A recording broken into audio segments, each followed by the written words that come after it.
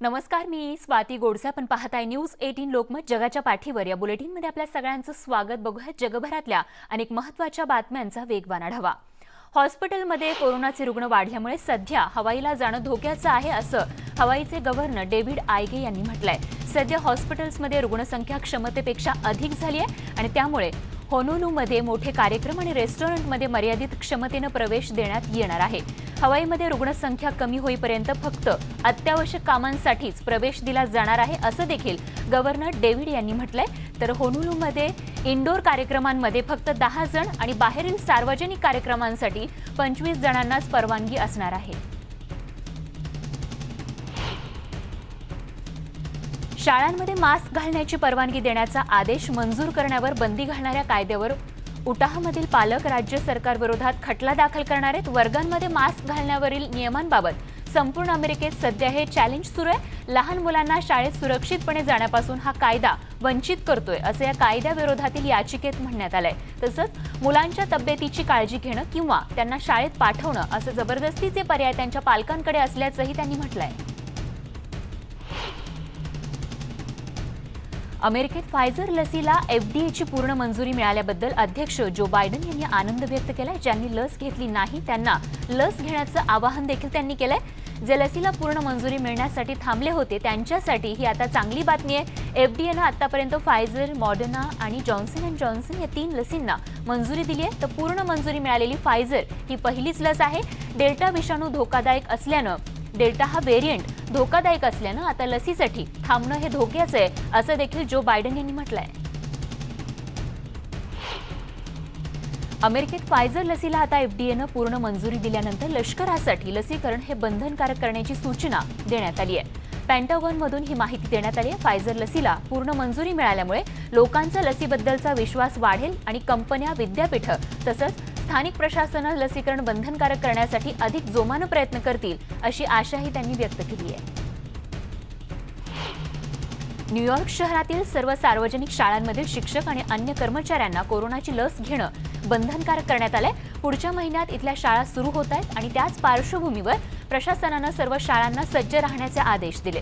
शहरातील अन्य कर्मचाऱ्यांप्रमाणेच शिक्षकांनी देखील लस घ्यावी किंवा दर आठवड्याला कोरोना टेस्टसाठी तयार राहावं अशा सूचनाही देण्यात आल्या. शाळेतील विद्यार्थी आणि शिक्षकांसाठी मास्क लावणं आणि लसीकरणाला बहुतेक सर्व अमेरिकन नागरिकांनी पाठिंबा दिलेला आहे असं नवीन सर्वेक्षणातून समोर आलंय. Associated Press North Center for Public Affairs रिसर्चच्या वतीनं हे सर्वेक्षण घेण्यात आलं. 10 पैकी 6 अमेरिकन नागरिकांनी शाळांमध्ये लसीकरण आणि मास्क घालणं हे बंधनकारक असावं या नियमांना सहमती दर्शवली आहे. मात्र राजकीय पक्षांमध्ये याबाबत मतभेद दिसून येत आहेत. 10 पैकी 3 रिपब्लिकन्स मास्क आणि लसीकरणाच्या बाजूने आहेत, तर 10 पैकी 8 डेमोक्रॅट्सचा मास्क आणि लसींना पाठिंबा आहे. लंडनमध्ये 100हून अधिक निदर्शकांनी लसीकरणाच्या विरोधात निदर्शनं केली. या इमारतीत ब्रिटिश मीडिया कंपनीचं कार्यालय आहे. या इमारतीच्या प्रवेशद्वाराजवळच 20 पोलीस अधिकारी तैनात होते. इथे ITNचं मुख्य कार्यालय देखील आहे. निदर्शकांनी इमारतीत घुसण्याचाही प्रयत्न केला आणि तेव्हा पोलीस बंदोबस्त वाढवण्यात आला. जगभरातील देशांमधील कोरोना लसींची असमानता रोखण्यासाठी कोरोनाचे बूस्टर शॉट्स वितरित करण्यावर जागतिक आरोग्य संघटनेच्या प्रमुखांनी सोमवारी स्थगितीची मागणी केली आहे. कोरोनाच्या विषाणूचा वेगानं होणारा प्रसार रोखण्यासाठी 2 महिन्यांसाठी ही मागणी करण्यात आली आहे. हंगेरीमध्ये जवळपास 80 लाख लसींचा साठा आहे असं त्यांच्या परराष्ट्र मंत्र्यांनी सांगितलं होतं. एकीकडे जगातील गरीब देशांमध्ये लसींची कमतरता आहे आणि दुसरीकडे अनेक देश लसींचा साठा करून ठेवतायत. याबद्दल टेड्रोस यांनी नाराजी व्यक्त केली आहे.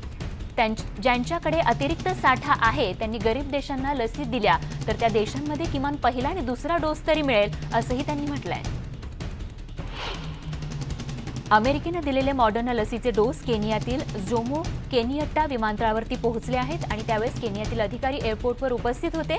एकूण 8,80,460 डोस सध्या पोहोचले आहेत. तर अमेरिकेनं एकूण 30,50,000 लसींची मदत केलेली आहे. अमेरिकन जनतेसाठी वापरण्यात आलेले लसीचे हेच डोस असल्याचं अमेरिकेच्या वतीनं स्पष्ट करण्यात आलंय.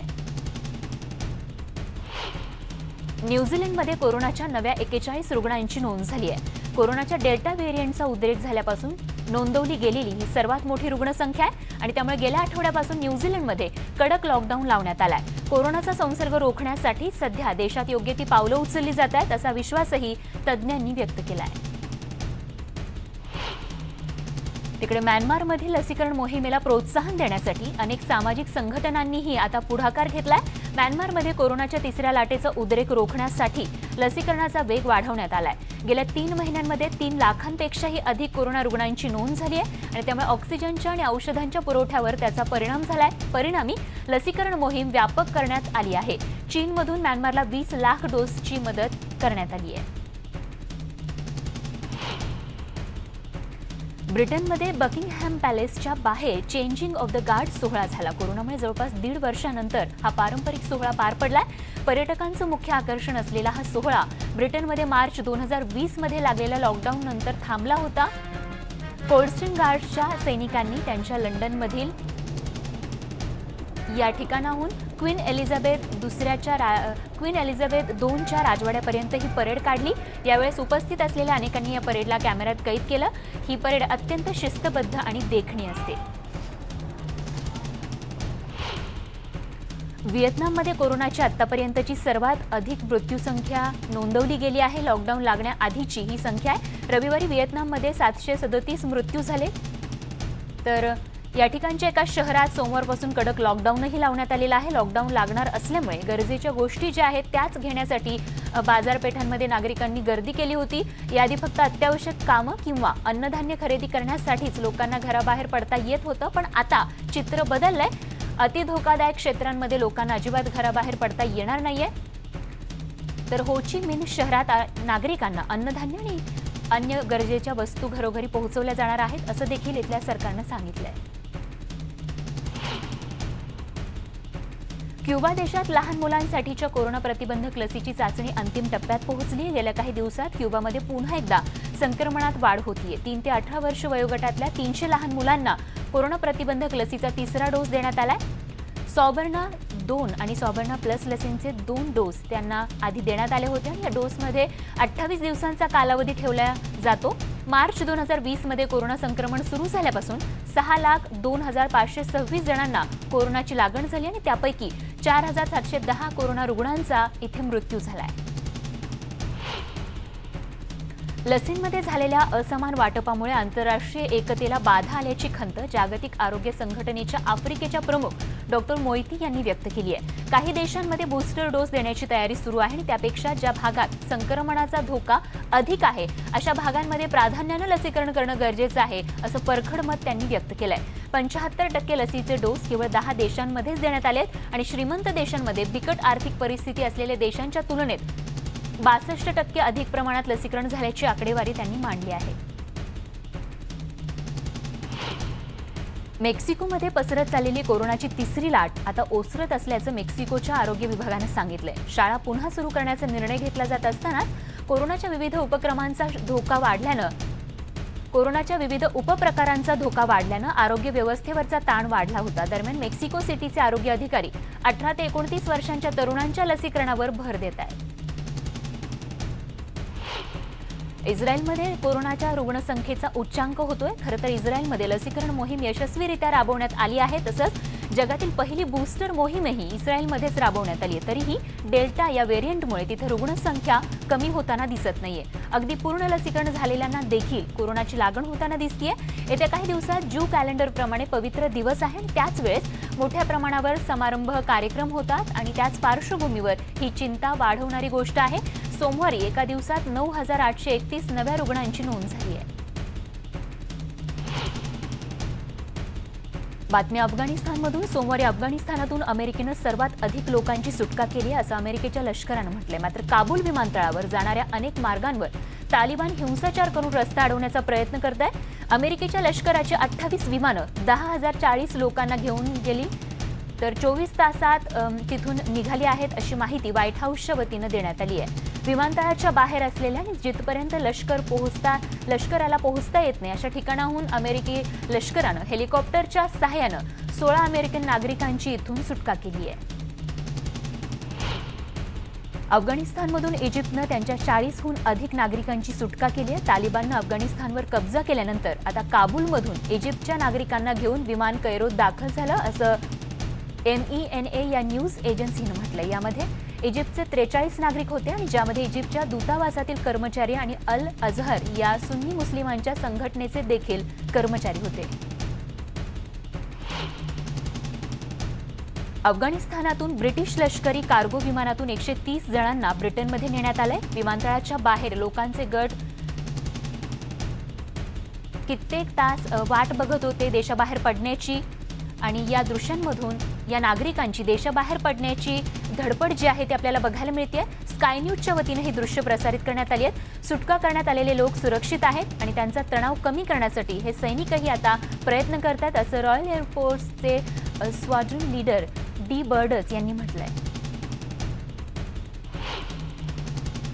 अफगाणिस्तानातील हमीद कारझाई आंतरराष्ट्रीय विमानतळाच्या रनवेवरील ट्रॅफिक कंट्रोल करण्याचं काम US मरीन्सकडून केलं जात आहे। अमेरिकेच्या संरक्षण खात्याकडून हा व्हिडिओ प्रसारित करण्यात आला। अमेरिकेनं सुटका मोहीम हाती घेतल्यापासून US मरीन्सची उपस्थिती तिथे वाढवण्यात आली आहे। अफगाणिस्तानातून 260 प्रवासी घेऊन स्पेनच्या माद्रिदमध्ये विमान पोहोचलंय। आतापर्यंत स्पेनने 810 जणांची सुटका केली, ज्यामध्ये अमेरिकेसाठी काम करणारे 100हून अधिक अफगाणी लोक आहेत। हे सगळेजण तात्पुरते स्पेनमध्ये राहणार आहेत, तर 560 जणांमध्ये स्पेनसाठी काम करणारे अफगाणी नागरिक देखील आहेत। अफगाणी नागरिकांना तात्पुरता आश्रय दिल्याबद्दल अमेरिकेचे अध्यक्ष जो बायडन यांनी स्पेनच्या पंतप्रधानांचे आभार मानले।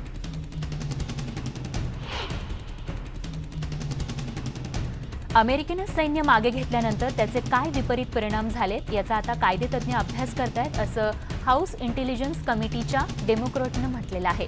अफगाणिस्तानात असलेली आपली माणसं परत आणण्याच्या क्षमतेबद्दल तिथे असलेल्या लोकांना जो धोका आहे त्याबद्दल आणि सध्याच्या परिस्थितीबाबत आता विविध मतं पुढे येताना बघायला मिळत आहेत। पण गेली 20 वर्ष अमेरिका सातत्यानं अफगाणिस्तानच्या मागे उभी आहे, त्याबद्दलही बोललं गेलं पाहिजे, असंही तज्ज्ञांनी म्हटलंय। अफगाणिस्तानमध्ये सध्या सुरू असलेल्या नागरिकांच्या सुटकेचं मिशन जोपर्यंत पूर्णपणे संपत नाही तोपर्यंत मागे हटणार नसल्याची भूमिका अमेरिकेच्या ट्रान्सपोर्टेशन कमांडचे कमांडर जनरल स्टीफन ल्योन्स यांनी मांडलंय। पेंटागॉनमधील पत्रकार परिषदेत त्यांनी ही भूमिका मांडली आहे। अमेरिकन सैन्यानं सोमवारी अफगाणिस्तानमधील आतापर्यंतचं सर्वात मोठं इव्हॅक्युएशन ऑपरेशन जे आहे ते पार पाडलं असून जागोजागी तालिबान्यांकडून होणारा हिंसक विरोध येणाऱ्या अडचणींचं प्रमुख कारण असल्याचं देखील त्यांनी सांगितलंय। 31 ऑगस्ट नंतरही अफगाणिस्तानमधील नागरिकांचं रेस्क्यू ऑपरेशन सुरूच राहणार असल्याचं देखील अमेरिकेचे राष्ट्राध्यक्ष जो बायडन यांनी स्पष्ट केलं होतं आणि त्यावर तालिबाननंही अमेरिकेच्या या भूमिकेवर तीव्र नापसंती व्यक्त केली होती। काबूलमधील सध्याची अराजकतेची परिस्थिती पाहता सुटकेच्या आशेवर असलेल्या जर्मन आणि अफगाणी नागरिकांनी काबूल विमानतळावर मोठी गर्दी करू नका, असं आवाहन जर्मनीचे परराष्ट्र मंत्री हेको मास यांनी केलं आहे। तालिबानकडून काबूलमध्ये जागोजागी हिंसक विरोध होत असताना जर्मन सरकारला या नागरिकांच्या विमानतळापर्यंतच्या प्रवासाची जबाबदारी घेणं थोडंसं कठीण जात असल्याचंही त्यांनी म्हटलंय। अफगाणिस्तानमध्ये अडकून पडलेल्या जर्मन नागरिकांच्या सुखरूप सुटकेची सगळी शक्यता, सगळे मार्ग जे आहेत ते जर्मन सरकार सध्या पडताळून पाहतंय, असं देखील त्यांनी म्हटलंय। आणि जगभरातल्या सगळ्या महत्त्वाच्या बातम्यांसोबतच जगाच्या पाठीवर या बुलेटिनमध्ये अगदी छोटासा ब्रेक घेऊन लगेच परत येतो। बघत रहा न्यूज 18 लोकमत।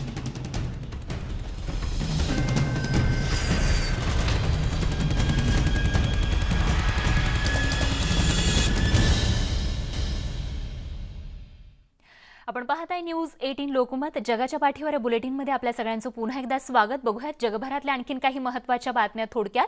हरिकेन ग्रेस इथे मेजर कॅटेगरी 3चं चक्रीवादळ मेक्सिकोच्या खाडी किनाऱ्यावर येऊन धडकलंय। चिखल आणि पुरामुळे 6 मुलांसह कमीत कमी 8 लोक इथे मरण पावलेत, असं वेराक्रूज राज्याचे गव्हर्नर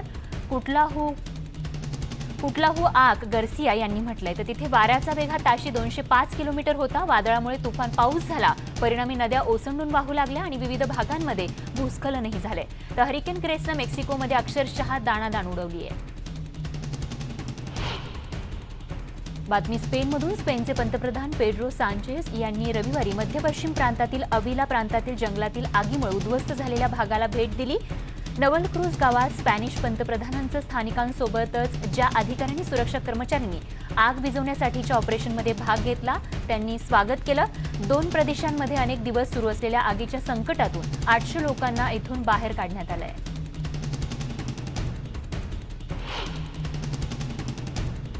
व्हेनेझुएलाच्या काराकसच्या सॅन अगस्टिनचा परिसर जिथे एकेकाळी कचऱ्याचं साम्राज्य होतं आणि गुन्हेगारी प्रवृत्तीचे युवक फिरत होते, अशा ठिकाणी आता कला आणि संस्कृतीचे दर्शन घडते. 54 वर्षीय सांस्कृतिक प्रवर्तक सॅन अगस्टिन फाउंडेशनचे अध्यक्ष रेनाल्डो मियाझरेस यांनी शहरातील लोकांना त्यांच्या संस्कृतीचा प्रचार करण्यासाठी सॅन अगस्टिन शांटा टाउनच्या माध्यमातून टूर गाईड देऊ करण्यास सुरुवात केली आहे.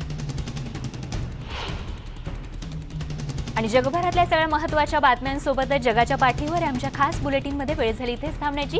ताज्या अपडेट्ससह लगेच परत येतो. बघत रहा न्यूज 18 लोकमत.